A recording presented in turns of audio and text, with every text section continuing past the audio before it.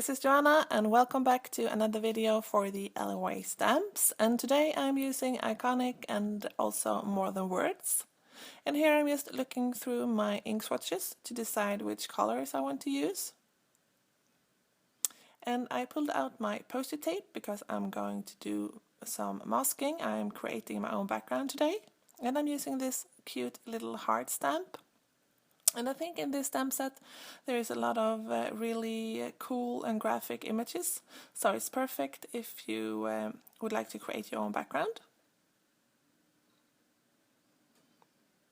So here I'm just stamping my heart onto the masking tape, or the post-it tape rather, and I just used my scissors to cut them out. And I'm sorry about my voice today. I had a horrible cold and I just got my voice back, so I'm sorry if I sound a little off. But here I'm just starting out with my background, and when you're doing masking, all the items or all the stamps that you are stamping first will appear to be in the front.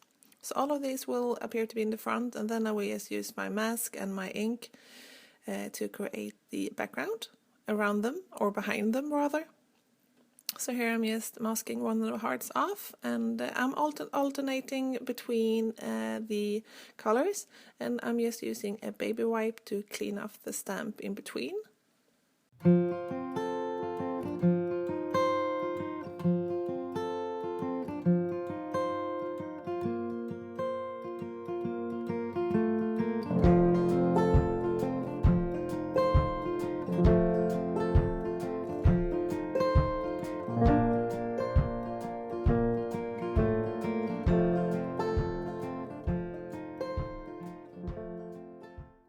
And now the background is all finished, so it's time for the sentiment. And I have this piece of scrap black cardstock, and I'm going to create my sentiment using this.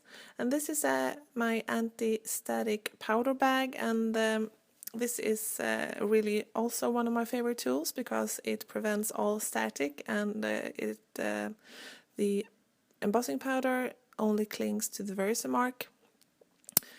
Otherwise, when you are embossing on white, you will have all those white strays on top, and I really don't like that, so that's why I love this this tool.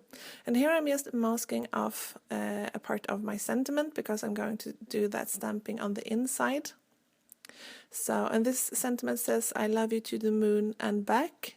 And I keep saying this to my kids all the time, and I say "I love you to the moon," and they say "and back."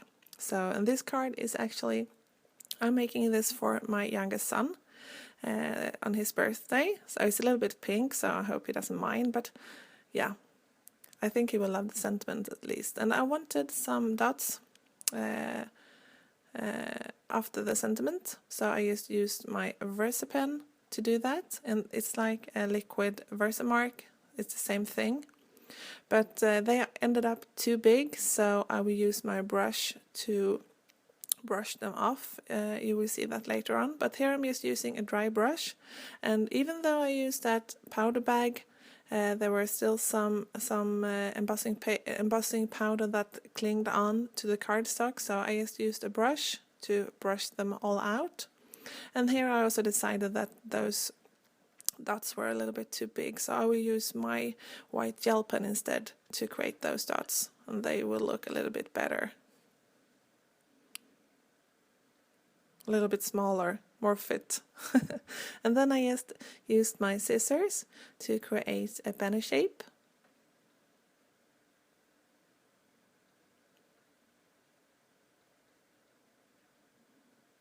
And now I will adhere no, I will not adhere it yet. I'm deciding I want to use my corner Chomper to mimic the round hearts or the round shapes, so I will just round my top right corner. And then I pulled out my really big roll of foam tape, and I will use some foam tape on the back of the sentiment to pop it up just a little bit. And I love this foam tape. I think it's not too two-dimensional, so even if you are, I'm not going to send this through the mail, but I could if I wanted to. And now it's time to create the inside of the card. So, and this time I'm stamping it in Versafine. So I'm stamping and back on the inside. And then I just used a fine tip marker to create some more dots and an exclamation mark.